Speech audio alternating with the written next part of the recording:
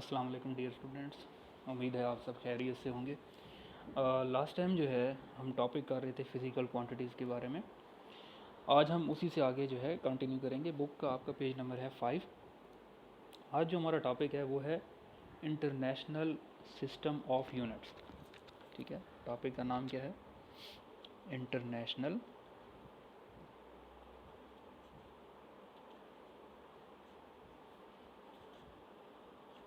System of units.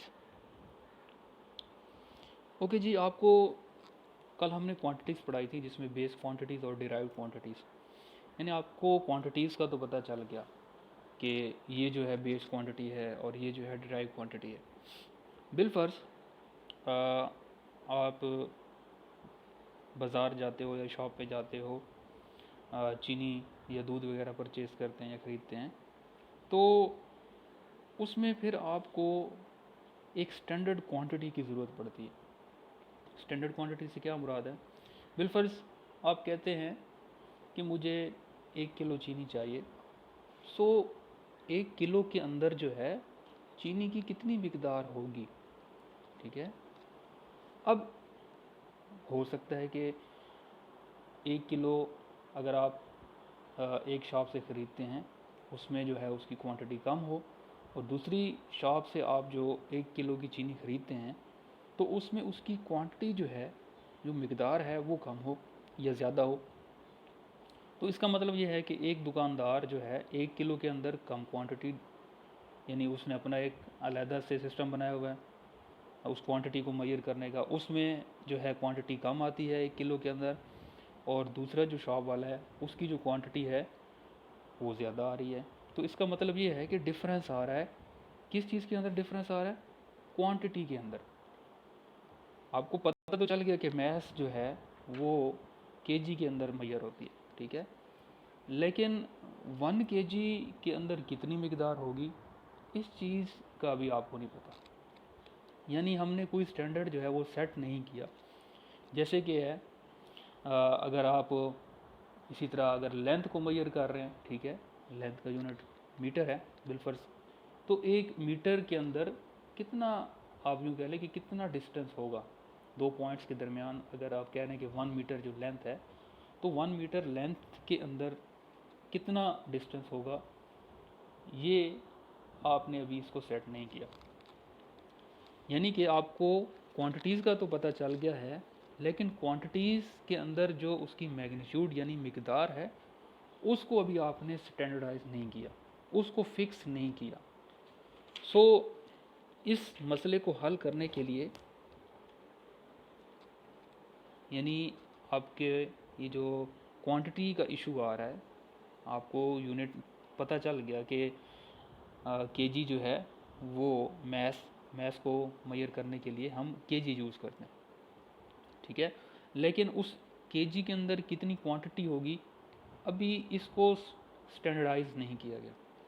सो इस मकसद के लिए 1960 में पेरिस में एक कॉन्फ्रेंस हुई, ठीक है, पूरी दुनिया में वर्ल्ड वाइड, और उसके अंदर जो है यूनिट्स मुतारिफ़ कराया गया। यूनिट क्या है? बेसिकली यूनिट को अगर हम डिफ़ाइन करें कि यूनिट क्या है, यूनिट एक ऐसी चीज़ होती है, एक ऐसी, आप यूँ कह लें कि एक ऐसा ऐसी टर्म है, सिंपली आप उसे टर्म भी कह सकते हैं, जो किसी स्टैंडर्ड क्वांटिटी को शो करने के लिए इस्तेमाल होती है। स्टैंडर्ड क्वांटिटी से मुराद ये है कि 1 kg अगर यूनिट है 1 kg, तो 1 kg के अंदर जो उसकी क्वांटिटी होगी वो थ्रू आउट वर्ल्ड जो है वो एक जैसी होगी। इसी तरह 1 मीटर यूनिट के अंदर जो लेंथ होगी वो थ्रू आउट वर्ल्ड उस लेंथ की जो वैल्यू होगी वो सेम होगी। सो यूनिट बेसिकली किस चीज़ को रिप्रेजेंट करता है? एक स्टैंडर्ड क्वांटिटी को, यानी कि थ्रू आउट वर्ल्ड वो क्वांटिटी है, जो मिकदार है वो उस यूनिट के लिए सेम होगी। यानी यूनिट सिंपली स्टैंडर्ड क्वांटिटी को डिस्क्राइब करता है, मिकदार को, क्वांटिटी को। ओके जी, इस कॉन्फ्रेंस के अंदर जो है इंटरनेशनली हर क्वांटिटी के यूनिट्स जो है उनको डिफाइन किया गया। कैसे? जैसे अगर 1 kg अगर हम मैस कहते हैं किसी भी चीज़ का, तो उस 1 kg मैस को बाकायदा तौर पर डिफ़ाइन किया गया। कैसे डिफ़ाइन किया गया? बिलफर्ज उन्होंने कहा कि 1 kg मैस कितनी क्वांटिटी होगी। ये हमारे पास एक इदारा है पेरिस के अंदर, इसके अंदर एक ब्रास का टुकड़ा पड़ा हुआ है, लोहे का, बिलफर्ज आप कह रहे हैं लोहे का एक पीस पड़ा हुआ है, और उस पीस की जितनी क्वांटिटी होगी, बिलफर्ज वो 1 kg का पीस है, तो उस 1 kg पीस के अंदर जितनी क्वांटिटी अवेलेबल है, अगर उस क्वांटिटी के बराबर किसी चीज़ की क्वांटिटी है, ठीक है, उस लोहे के पीस, और वो लोहे का पीस किधर पड़ा हुआ है? पेरिस के अंदर। उन्होंने स्टैंडर्ड कर दिया उस चीज़ को कि अगर उस लोहे के पीस के बराबर, उसकी क्वांटिटी के बराबर किसी भी चीज़ की क्वांटिटी होती है, तो वो 1 kg कहलाएगी। स्टैंडर्ड कर दिया, स्टैंडर्डाइज कर दिया सिस्टम को कि इतनी क्वांटिटी की कोई भी चीज़ होगी तो उस क्वांटिटी को हम क्या कहेंगे? 1 kg है, ठीक है, कि वो उसकी जो वैल्यू है वो 1 kg है। अब क्या है, थ्रू आउट वर्ल्ड में 1 kg उस ब्रैस, उस लोहे के पीस की क्वांटिटी के बराबर अगर क्वांटिटी होगी किसी भी चीज़ की, तो इसका मतलब ये है कि वो 1 kg के बराबर हो गया। ठीक हो गया। इसी तरह लेंथ का भी यही, टाइम जो है, जितने भी यूनिट्स हैं, ठीक है, लेंथ में अब कहेंगे कि अगर यहाँ पे ये जो इनका इदारा, जो पेरिस में जो इनका इदारा है, वहाँ पे अगर 2 पॉइंट के दरमियान जो डिस्टेंस है, उन्होंने बताया हुआ है कि अगर डिस्टेंस 2 पॉइंट के दरमियान इतना बनता है, ठीक है, ये एक पॉइंट है, दूसरा ये पॉइंट है, अगर किसी भी चीज़ का डिस्टेंस, इसको मैं पॉइंट 1 कह देता हूँ, इसको मैं पॉइंट 2 कहता हूँ, अगर किसी भी दो पॉइंट्स का डिस्टेंस पेरिस में रखे गए डिस्टेंस के इक्वल है, इन 2 पॉइंट के डिस्टेंस के इक्वल है, तो इसका मतलब उसकी लेंथ 1 मीटर है। ठीक हो गया, स्टैंडर्ड कर दिया, यानी कि यूनिट क्या है, अब एक स्टैंडर्ड क्वांटिटी को शो कर रहा है। और चूंकि ये अब यूनिट जो हैं थ्रू आउट वर्ल्ड यही चल रहे हैं, तो ये इंटरनेशनल सिस्टम ऑफ यूनिट्स कह रहा है, यानी कि इंटरनेशनली जो यूनिट्स हैं, इंटरनेशनल जो यूनिट्स हैं, उनकी क्वांटिटी अब क्या होगी, इन ही वैल्यूज़ के इक्वल होगी जो कि पेरिस में रखे गए। समझ लगे?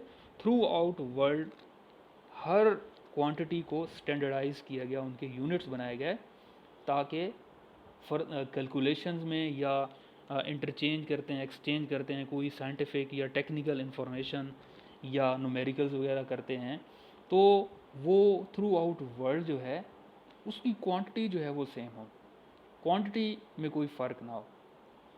सो ये 1960 पेरिस के अंदर एक कॉन्फ्रेंस हुई थी, और उसमें ये यूनिट जो हैं स्टैंडर्डाइज, यानी ये यूनिट जो हैं बनाए गए थे, और इनको इंटरनेशनल सिस्टम ऑफ यूनिट्स भी कहते हैं, या सिंपली इसको SI यूनिट्स भी, इनसे भी जो है वो डिनोट किया था, सिस्टम इंटरनेशनल यूनिट। ठीक है, समझ लगी?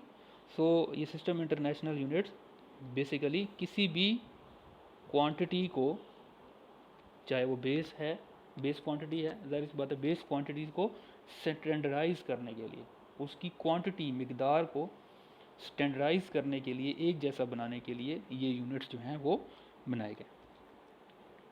अब इसी में फर्दर जो यूनिट्स, बेस यूनिट्स और डिराइव यूनिट्स, ठीक है, 2 कैटेगरीज, बेस यूनिट्स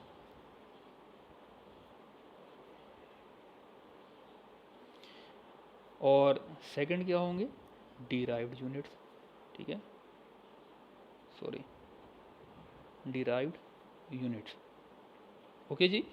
सो नाम से जाहिर है बेस यूनिट्स कौन से होंगे, जो बेस क्वांटिटीज़ के यूनिट्स होंगे वो बेस यूनिट्स कहलाएंगे, और जो डिराइव्ड क्वांटिटी के यूनिट्स बनेंगे उनको हम डिराइव्ड यूनिट्स कहलाएंगे। बुक का पेज नंबर अब आ जाए 6 पे, तो इसमें देखें आपके पास पूरा टेबल बना हुआ है, जिसमें सबसे पहले क्वांटिटी लिखी हुई है बेस।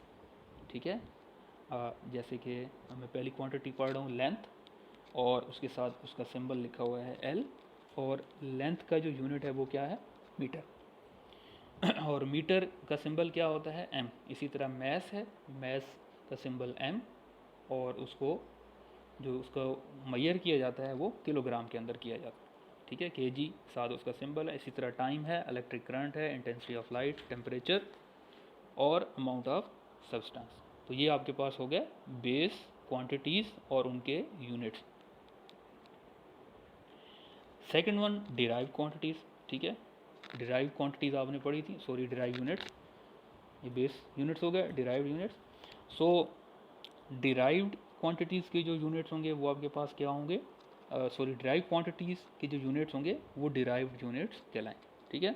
डिराइव क्वांटिटीज़ आपके पास बहुत ज़्यादा हैं और ये किससे बनती हैं, बेस क्वांटिटीज़ से बनती हैं, तो उनके जो यूनिट्स होंगे वो आपके पास डिराइव्ड यूनिट्स कहलाएं, ठीक है। जिसमें मैं पहला यूनिट पढ़ रहा हूँ, टेबल 1.2। फर्स्ट वन है स्पीड, ठीक है।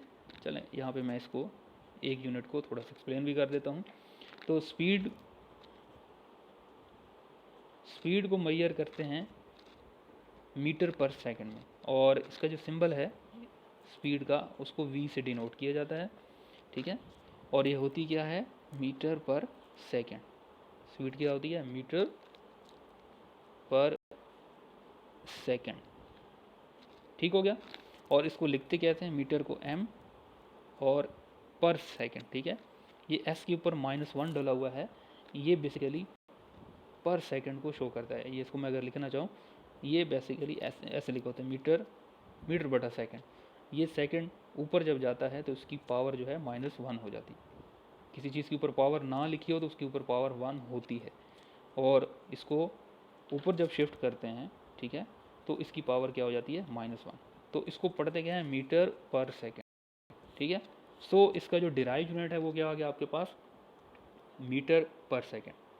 सो यूनिट्स जो हैं, सिस्टम इंटरनेशनल यूनिट इसीलिए बनाए गए थे ताकि वर्ल्ड वाइड जो आपके पास क्वांटिटीज़ हैं, चाहे बेस क्वांटिटीज़ हो या डिराइव क्वांटिटीज़ हों, तो उन क्वांटिटीज़ के अंदर जो उनकी मिकदार है, आप यूँ कह लें, वो सेम हो थ्रू आउट वर्ल्ड, जो है वो क्वांटिटी आपके पास एक स्टैंडर्ड होनी चाहिए। सो यही वजह है कि ये इंटरनेशनल सिस्टम ऑफ यूनिट्स जो हैं वो बनाए गए, ठीक है। सो यहाँ पे कुछ डेफिनेशंस लिखी हुई हैं, ये भी आपने डिराइव यूनिट्स के अंदर, जैसे इन्होंने स्पीड की डेफिनेशन डिफाइन किया हुआ है। स्पीड क्या होता है, basically distance covered per unit time, ठीक है। डिस्टेंस मीटर में और टाइम सेकंड में मेजर होता है। तो डिस्टेंस पर time, distance per unit time क्या होता है आपके पास, स्पीड कहलाता है, ठीक है।